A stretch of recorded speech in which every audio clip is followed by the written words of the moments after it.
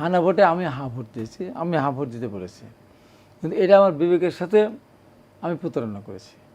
সবাই A to Z যারা vote না দেয় তারা প্রতারণা করেছে। তাহলে বিএনপি যে হা ভোটের পক্ষে বলি, প্রচারণা চালালো সেটাই আমি জনগণকে তাহলে আমি আসলে এমন একটা, এটা কোন ভিত্তিতে? কোন ভিত্তিতে বলি আপনাকে। আমি তো ক্যান্ডিডেট ছিলাম, এমপি ক্যান্ডিডেট ছিলাম। আমার পরিষ্কারভাবে এখন একদম আগে 91 বছর 3 লাখ, তারপর 15 লাখ, এখন 25 লাখ। আমরা প্রত্যেকেই প্রার্থী যারা ছিলাম লিখে দিয়েছি আমরা 25 লক্ষ টাকা খরচ করব।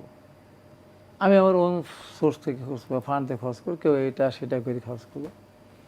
আবার পরে হারলে বা জিতলে আবার তাকে কিন্তু খরচের হিসাব দিতে হয়।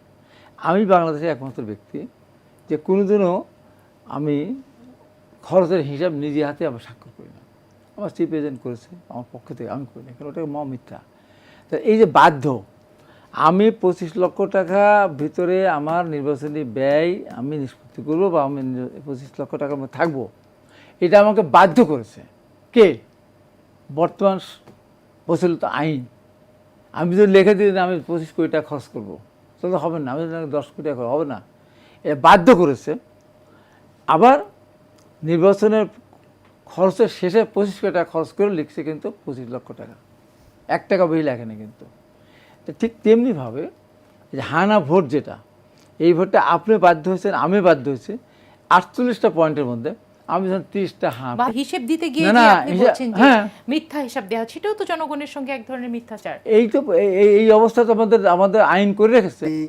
একটু হাবিব ভাইকে আমি আমার স্যালুট জানাতে চাই যে উনি প্রকাশ্যে এই লাইভে উনি স্বীকার করলেন যে আপনার নির্বাচনী ব্যয় সংক্রান্ত যে আপনার যে তথ্য নির্বাচন কমিশন আইন অনুযায়ী দিতে হয় সেটা সঠিক নয়। এটা অত্যন্ত সঠিক কথা।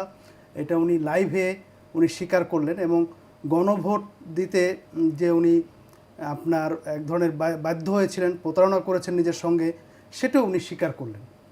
এই জন্য আমি ওনাকে আমার পক্ষ থেকে স্যালুট দিতে চাই যে এই ধরনের সত্য কথা বলার সাহস সাধারণত রাজনীতিবিদরা দেখান না।